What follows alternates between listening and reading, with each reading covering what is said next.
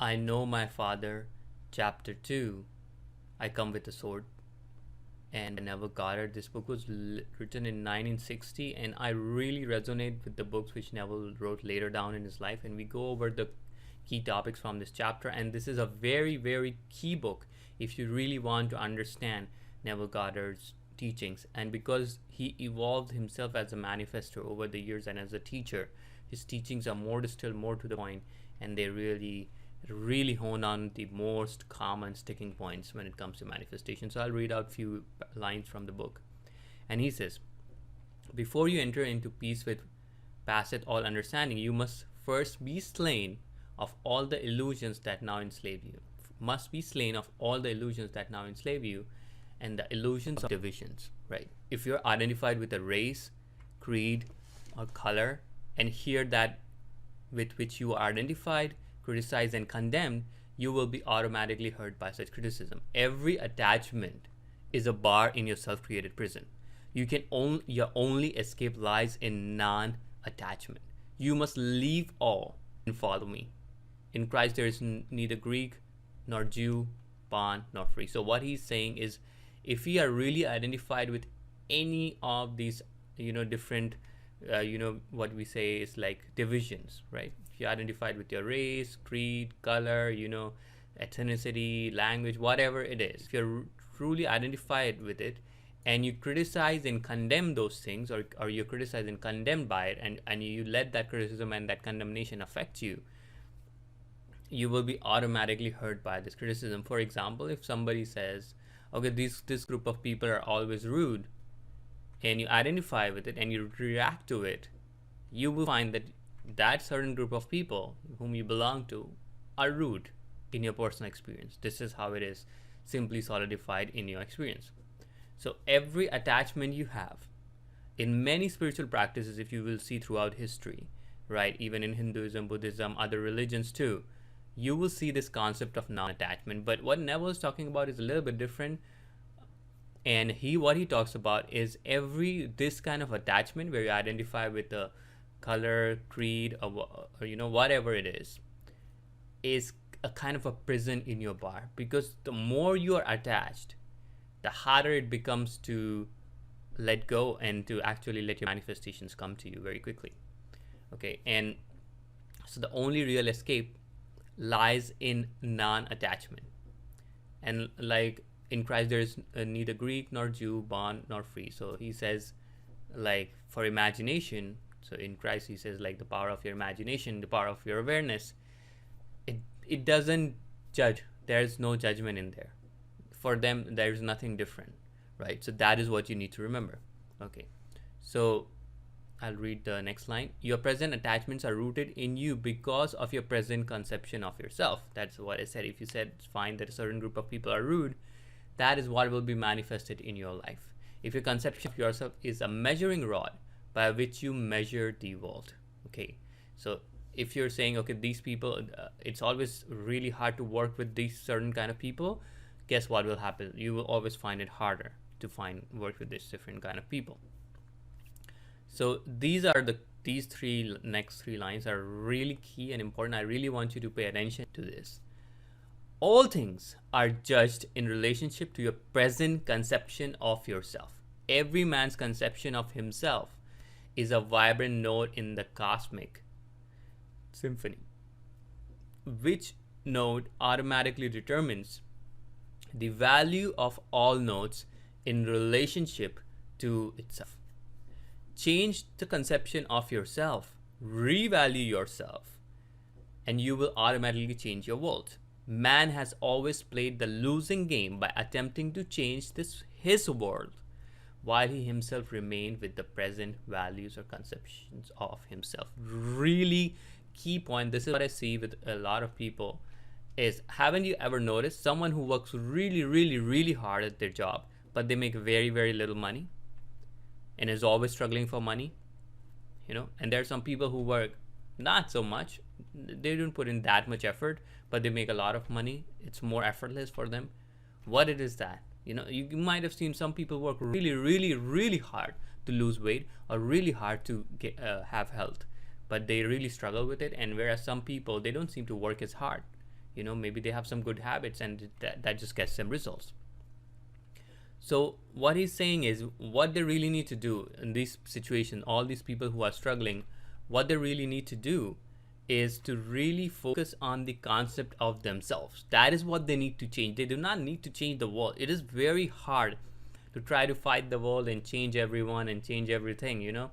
Let's say you work in a company where most of your colleagues are not as efficient as you, or maybe not as excellent as you, and you want to get recognized. You want your team to do well so that you can make more money, right? So you can get bonus or whatever. But the thing is, if your end goal is to just get money, you don't have to go through a company. You just change your conception of yourself to a wealthy man or person who earns more money, and you might receive a bonus yourself, or the money might come through some other source. You might your neighbor might give you money, your parents might give you, your relatives might give you money, you might win something, somebody might gift you something. It can come through any n number of ways. So instead of trying to force things, trying to fight the world, all you need to do is really change the consciousness of yourself. And this is what is a really key point, right? So it's a losing game to really fight with all these people attempting to change the world, okay, while he remained himself in the present conceptions of himself, right? For example, you may try really hard, you might get a second job, a third job, but you might not change the concept of yourself as a person who's wealthy. And because this concept is not changed, the same concept keeps haunting you, right? It keeps chasing you because that is what is true in your reality. So very important, very key point. And this is like one of the biggest stumbling block when it comes to manifestation. Like, people do things, but then they want others to change in this, okay? Or they try to handle a manifestation through a manifestation, which is like forcing things, which doesn't work. So that is what we need to really focus on and really take the ownership. Like when people say with power comes responsibility, like with power comes responsibility, and also the responsibility of accepting that your life has been your creation for the most part. It is up to you to change the direction of your life. Okay, it is not up to other people. It is up to you to change the direction of your life.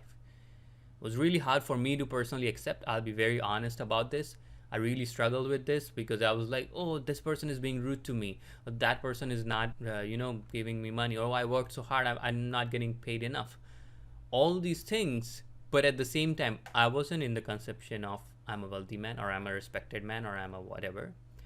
I was trying to change other people, and it didn't work. It was like a very bad way of doing it. Instead of changing the concept of myself, I was trying to change others, right? Which really, force does not work. So Jesus discovered this law. So instead of changing men, he changed himself. Very important. He said, now I sanctify myself, and that they also might be sanctified through the truth. He found himself to be the truth of all that he saw this world, his world, to be. Really important. So truth is the sword. That is what the sword, right? As the name of the lesson. I come with the sword. Truth is the sword that slays all but itself, and I am your awareness. Your awareness is the truth. Okay.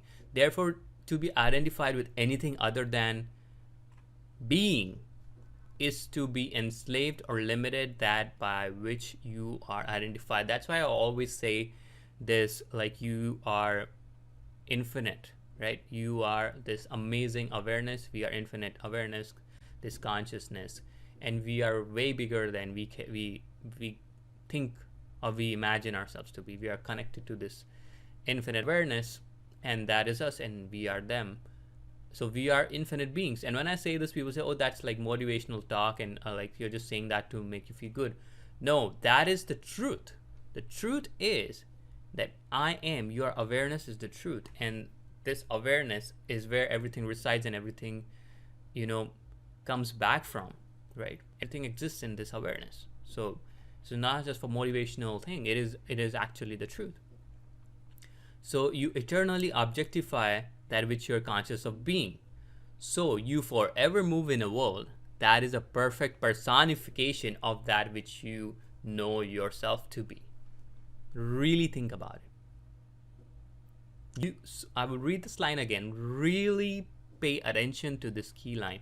So you forever move in a world that is a perfect personification of that which you are, of that which you know yourself to be. Okay.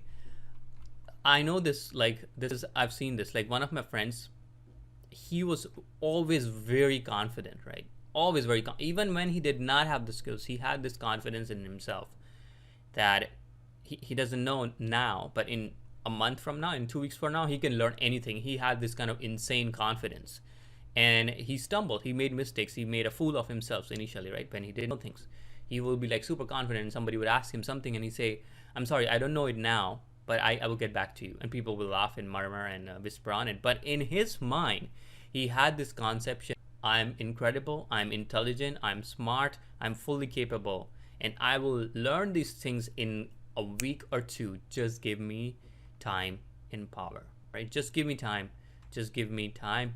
and I will do it. And he had this really, what people would say, insane sense of confidence, and it just radiated through it. And guess what happened? People challenged him. 2 weeks down the line, he had the answer. He showed them everything they needed to know and more. Nobody ever started doubting him. People just admired him. And I was like, dude, how do you have this confidence? Like, I know you don't know every topic in the world, but you're so confident. It's like, if I don't know something, I say I don't know, right? I'm honest about it. But things I know well, I know well. And so if I don't know well, I say I can learn it. Is this relevant to me? He would ask himself this question. Is it relevant to me? If people would come and ask him about, let's say, going on a ship to Antarctica, he can definitely learn it. But is it relevant to him? He said, no, it's not relevant. So I would say, I'm sorry, I'm not. I don't know about these things, and I'm not interested in it. You can find someone else who is an expert in this. Very confidently saying that I don't know, right? A lot of people would say they would be underconfident about saying I don't know, but anything, the point is that he was confident, and he had this conception of himself, and he carried it through and through. He never doubted it. He never thought about it. He never reacted to people saying things, people laughing at his back and whatever. He stayed in that. He was confident. If he didn't know something, he's like, I'll get back to you, and he got back to them with confidence. What was it that gave him this concept? It was the conception of himself, right? The perfect personification of that which you know yourself to be. And eventually people started treating him with more respect, more admiration, more success, right? So that's the key. To the pure, all things are pure. This is a great hurdle to those who are constantly condemning the world. That's why I'm saying be really careful when you're judging someone, when you're condemning someone, when you're condemning a country, a creed, or anyone, or specific type of a person. The more you do, the more you're cementing that in your life. You have to be very careful. Therefore, there is no condemnation to those in Jesus Christ. A lot of spiritual practices talk about non-judgment, non-attachment, and it is powerful, not just in the way of being, it sounds good. It is actually powerful because once you stop labeling, once you stop judging, once you stop, really condemning someone, you see that they are these infinite awareness beings as well. And by just letting go of these attachments, condemnations, you can create what you want in your life. Other people can have a different experience, but you can change your experience just by letting this go. Really powerful stuff. It really changed the way it is, right? To all pure things are pure. So amazing stuff, right? It is recorded that the crowds left Jesus when he revealed the working of the law in these words. It really puts a smile on her face, because this is what I see all the time with a lot of people who get into manifesting, because a lot of them do not get results or get. Okay, so it says, it is recorded that the crowds left Jesus when he revealed the working of the law in these words: no man cometh unto me, save the Father in me draw him, and I and my Father are one. Really important. I and my Father are one. They could not believe that they were the cause of all they saw their world to be. This is where, when with great power comes great responsibility. It is not just a fancy movie term. It is actually true. Now you have the power of manifestation. Now you know the truth, that it's your awareness is the truth. it comes with a lot of responsibility, because now you know the world you see yourself to be in is mostly your making. Is mostly your making. Okay.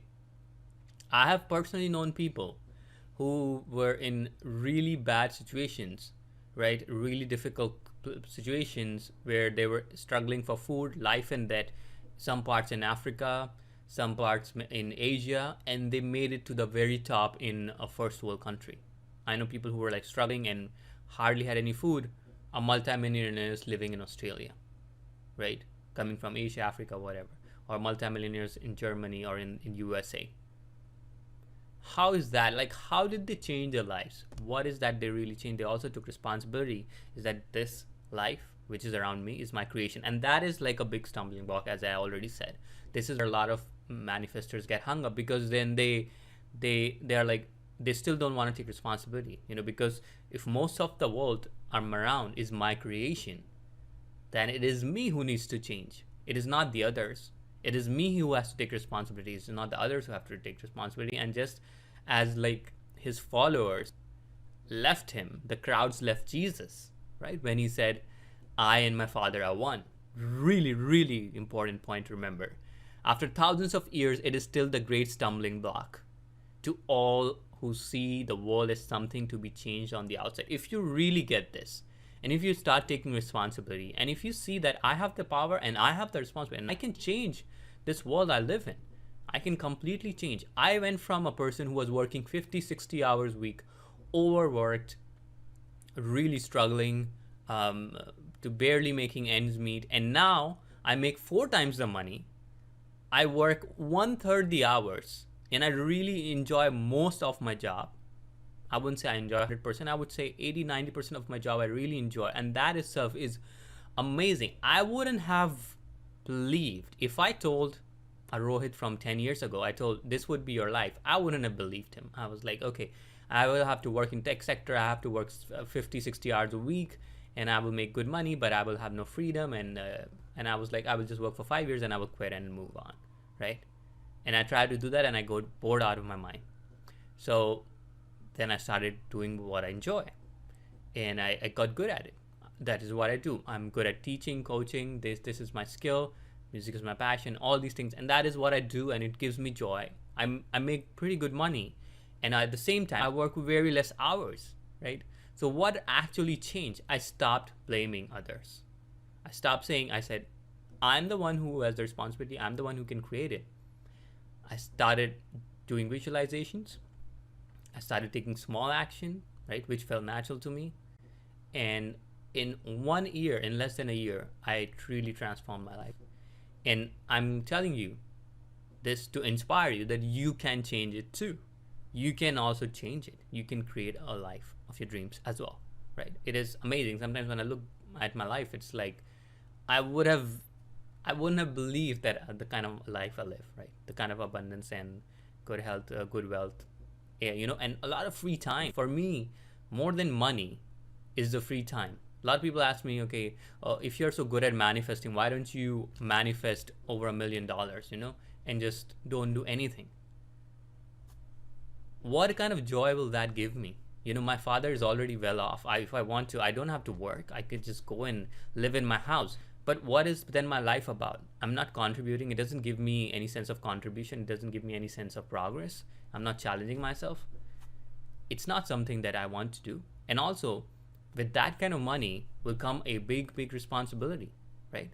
You might have to be really careful with that kind of money, right? And to create that kind of money, you might have to create a big business or big something, which will take away the time freedom for me. So for me, less money with more freedom is way more valuable than with a lot of money with less freedom, right? So that is my stance on this. And for me, the money I make pretty good money. It's way more than enough. I don't need millions of dollars, right? And I've been offered a lot of money. I've been offered upwards of $500,000 to be an owner of a company, or to be a vice president or vice, co-partner with very rich people. And I turned it down. I turned it down because I realized I want more freedom, and that's how I created my life, right? I would rather make good money working the way I do than make a lot of money and have less freedom. That's a personal choice. You can choose whatever choice you want to make. I'm just saying that this has been my personal experience. Okay. And so very important point to remember. So this, like, I would say that every line in this book is amazing, but like this chapter especially, and the first 6 chapters are really powerful. Like if you really get it, it will really change your life. Okay, so you and your conception of yourself are one. Your conception of yourself is the image you have made of your Father. This image fashions your world in your likeness, be it good, bad, or indifferent, right? Be it good, bad, or indifferent. Be very, very important thing to remember. A lot of people ask me, oh, why this person is so mean, he's so rude. They're like quote unquote bad people and they still get their manifestations, right? You and your conception of yourself are one, and this image fashions your world in your likeness, be it good, bad, or indifferent. It doesn't matter. Doesn't matter, right? It doesn't mean to say that you should be a bad person. I personally believe, being quote unquote bad or mean in the long term doesn't help. It's only going to hurt you. But it's a personal choice. I leave it to people. It's a very personal choice how you want to come across as. So your awareness creates it, and if you desire wealth, you will get that, right? And if you change your conception of yourself to the one of a wealthy person, not just a desire, change the conception, you will get wealth. And you can be wealthy and mean, but your conception was to be wealthy. Or you can be wealthy and really nice person. I've met a lot of wealthy people who are really nice. That also really helped me cement the conception of myself as well. So your Father is your awareness who limits you to which you are aware of being. Okay. If you would change the world, so do in truth, by knowing yourself to be all that you see the world to be. You are not what you are because of anything in the world. On the contrary, right? You're not, I'll repeat this line again, really important. You are not what you are because of anything in this world. On the contrary, the world is what it is because of what you are. Again, really important line. The world is what it is because of who you are, or what you are, right? The world is what it is because of what you are. So we have to change the conception of ourselves, and the world around us will change. The what being the measure or value you have placed upon yourself. In short, your conception of yourself is the mold the conceiver, your true self, uses to people your world, right? So your conception, like this is where people say the law of attraction, and some people say Neville doesn't talk about law of attraction, law of assumption. But we are saying using this term law of attraction loosely so that people can understand who might have heard about law of attraction, but they never heard of law of assumption or Neville Goddard. So when you change the concept of yourself, you have these synchronicities and people showing up in your life who support you, who guide you, right? Amazing people turning up in your life who support you, who guide you. And this is where people say law of attraction, because these people are getting attracted towards you. It's not really the attraction, it's basically the change of your concept.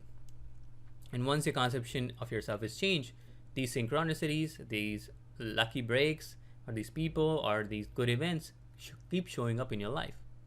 It's all because you've changed the concept of yourself, right? That is, you're the conceiver, your true self. So begin to transform the world by claiming yourself to be that which you desire to see expressed in the world, right? Just by claiming yourself to be desire which you want to see expressed in the world. Follow the example of Jesus, who made himself one with God and found it not strange or robbery to the work of God. A lot of people say, I want to be this great leader, a coach, or whatever they want to be. But they're like, oh, I find it strange. Oh, what if people judge me? Oh, what if this happens, that happens? What if people say I'm a sham, or like I'm a scam artist, or robbery? I'm like, all you need to do is not to worry about the people. You have to change the concept of yourself, and you will see how the people will react, right? That is what we need to do. And you have to really let go of the judgments. Because if I'm here to change the world, I can't really be stopped by few negative comments or criticism. That's not how the world works. We have to change the concept of ourselves. And I get hundreds and thousands of positive messages as compared to a few negative messages. And that's just the way it is. And do not let those things stop you. You know, stay in the conception of yourself where you want to change thousands of lives. And that is how it will happen. Right? So freedom is not won by the sweat of the brow. Really, again, really important paragraph. I'll put it there on the screen for all of you to read as well. Freedom is not won by the sweat of the brow. Stop wrestling with the world. It is only a reflector. I've made a couple of videos about this as well. Couple of shorts, that freedom is not won by the sweat of the brow. I was in that situation where I was really struggling, really fighting every situation in my work, at my work, in my health. On every front, trying to really work exceptionally hard to get the results, right? For example, I tell you this example of a diet. I was trying to do intermittent fasting. I know intermittent fasting is really good for health, but for the first 4 weeks, I was struggling a lot. I was feeling very low energetic. I was dizzy and all that, and I was like, this thing doesn't work. So instead, I was trying to fight it and using my willpower and all that, and it was a really hard thing. And instead I said, how can I make it easier? That's the question I asked. And I imagined myself still doing the fasting, but finding it a lot easier. And guess what happened? Somebody told me about apple cider vinegar and lemon water. Said, you don't have to eat anything on intermittent fasting, but you can drink. Just put few drops of apple cider vinegar. You won't be as hungry. Drink lime water. You won't be as hungry. That's what I started doing. And guess what? My hunger subsided. And as well, my cravings reduced by himself because I changed the concept of myself. And so this information came to me, and I've been doing intermittent fasting for years now. I think it's been over more than 3.5 years. I've been doing intermittent fasting, and it's been working wonderful. And it's never been, I think it feels like almost effortless to me, right? I can go without eating anything until 1 p.m. Right? So this is how these information or these circumstances or these tips and tricks and all these things got attracted to me came to me, or you say manifested in my life, is because I changed the concept of myself. Just by changing my concept. Before I was trying to struggle and fight, and guess what? I found more struggle, more fighting, more resistance. So really, this is like a saying a lot of people, like a lot of self-help authors say as well, what you resist persists. But if you look at it terms from a manifesting standpoint, what it really means is that is the concept of yourself you have in your mind, that it will be really hard, it will take a lot of resistance, and that is what will happen, right? So Jacob was freed. Really important story that people already know a lot of story about Jacob from the Bible. So Jacob was freed only as he let go that which he wrestled, right? So he was wrestling, and he wasn't free. Only when he let go, he was released, right? Likewise, you will be free only as you follow his example and lose your problem by not identifying yourself with it. Not identify it. Don't focus on your problems. Focus on the solution. Change the concept of yourself. And that is what will change. And stop resisting whatever your problem is, right? So this is, I know it's easier said than done, but then if you start practicing manifesting, if you practice visualization or scripting or imaginary conversations, whatever you do, if you do it for a while, it might feel a bit weird and unnatural, but if you do it for 2-3 weeks, it will start feeling natural, and you will start seeing results, and just cement, and it will just give you this positive spiral. You'll be able to create more and more of these amazing manifestations in your life, right? And these are the final few lines. For that which is bound in heaven, your consciousness that's what Neville equates your consciousness to heaven, is bound on earth. That which is loosed in heaven is loosed on earth. You shall know the truth, and the truth shall set you free. Again, you shall know the truth, and the truth shall set you free. I am the truth. So what is your I am? Is your awareness. And what is heaven? Is your consciousness. So in reality, to know yourself, the condition is to be free from that which in your blindness you believe yourself to be. Leave all and just be me. Okay, so all he's saying is you need to let go of the old conception of yourself, stay in the new conception of yourself, what you want to create in your life. You have the power and also the responsibility. Most things which are in your life are your creation, and we can really change your life by changing the concept of ourselves. And that is really empowering, because now we don't have to fight. We don't have to, always be like struggling and battling and arguing and working really hard, really working on your diet, really going over the top with everything. Constant struggle, resistance. Instead, we just let go, change the concept of ourselves to a healthy man, to a wealthy man, to a loving man, to whatever we want to, and our world will rearrange itself to fit that concept. Like really amazing stuff, right?